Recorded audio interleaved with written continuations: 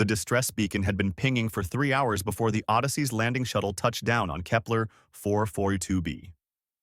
Jennifer checked her scanner one more time, frowning at the readings. Life signs are weird, she muttered, glancing at Alex in the co-pilot seat.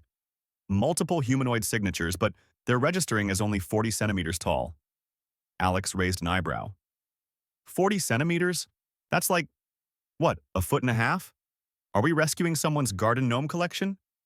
Very funny. The distress beacon is legitimate. Federation protocol. Someone needs help. Jennifer guided the shuttle through the planet's atmosphere, landing near a crystalline forest that sparkled under the binary suns. They'd barely opened the shuttle doors when Alex grimaced. Ugh, it's hot. Like, really hot. The temperature gauge confirmed it, 48 degrees Celsius. The planet's thick atmosphere trapped heat like a greenhouse. Within minutes, both crew members were sweating profusely in their standard-issue exploration suits. I can't do this, Alex gasped, already unzipping his suit jacket. I'm literally cooking in here. Jennifer was about to protest when she felt the oppressive heat herself. The suit's cooling system wasn't designed for this extreme temperature. Fine, strip down to basics. We'll grab whoever sent the beacon and get back to the ship fast. Alex didn't need to be told twice. Within seconds, he'd shed everything except his tank top and shorts, his athletic build on full display. Jennifer kept her suit on, more stubborn about protocol, though she rolled up her sleeves. They followed the beacon's signal into the crystalline forest. The trees chimed softly in the breeze, creating an otherworldly melody. That's when Jennifer saw them. Dozens, no, hundreds, of tiny figures emerged from behind the crystal trees. They were indeed about 40 centimeters tall, with delicate features and flowing hair that seemed to shimmer with bioluminescence. All female, all staring with wide, golden eyes. Well, Alex whispered, this is either going to be really good or really bad. The tiny aliens' eyes locked onto Alex. Their mouths fell open simultaneously, revealing small, sharp teeth. Then they began to make a sound, a collective, high-pitched squeal that made both humans wince. And then they charged. Run! Jennifer shouted. Alex didn't hesitate. He sprinted back toward the shuttle with Jennifer close behind. But the tiny aliens were surprisingly fast. They swarmed around them like a tidal wave of miniature fury, their squealing intensifying. What do they want? Alex yelled. I don't know. Maybe you're offending their culture by being half naked. But then Jennifer saw something that made her stop. The tiny aliens weren't attacking. They were reaching up with their small hands, trying to touch Alex's legs, his arms, anywhere they could reach. And their expressions weren't angry. They were excited? Fascinated? One of them finally managed to grab Alex's ankle. He yelped and tried to shake her off, but she held on with surprising strength. She pulled herself up and began licking his calf. What the? Alex hopped on one foot, completely bewildered. More of them managed to grab hold, climbing up his legs like he was a tree. They were definitely trying to taste him, their tiny tongues sampling his sweat-covered skin. Jennifer's translator finally kicked in, catching fragments of their rapid chatter. Water pouring from his skin. Taste the salt.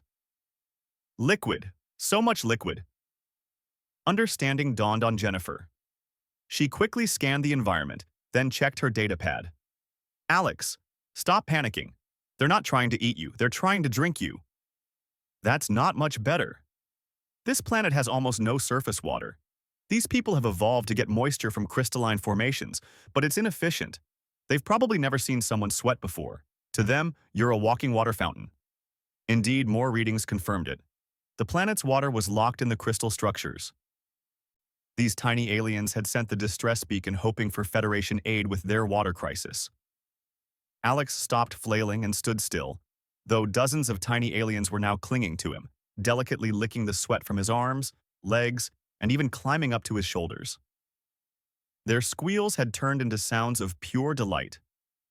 This is the weirdest first contact ever, he muttered. Jennifer couldn't help but laugh.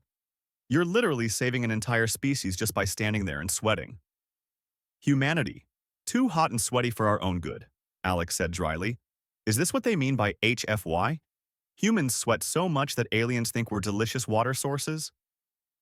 Actually, Jennifer said, pulling up her data pad, humans are one of the most efficient sweating species in the known galaxy.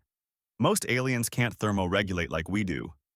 You're producing about a liter of water per hour right now. For them, you're performing a miracle. One of the tiny aliens, perhaps their leader, finally managed to climb to Alex's shoulder. She looked him in the eye and spoke slowly, the translator catching her words. Generous giant, you weep water from your skin. You share freely what we desperately need. We thought you a myth from the old stories. The water giants who walk under harsh suns. Will you help our people? Alex looked at Jennifer, then back at the tiny alien on his shoulder. A grin spread across his face. Well, when you put it that way. Jennifer, radio the Odyssey. Tell them to bring down atmospheric condensers and hydration synthesis units. And maybe grab my workout clothes. If I'm going to be a water fountain, I might as well make it count. Jennifer smiled. Now that's what I call humanity, yes? The tiny aliens erupted in celebration, their chiming voices harmonizing with the crystal trees. And Alex, standing there barely dressed and covered in grateful tiny aliens, couldn't help but think that this was definitely going in his mission report. Humanity might not be the strongest or the fastest species in the galaxy, but they could sweat better than anyone else. And sometimes, that was exactly what the universe needed.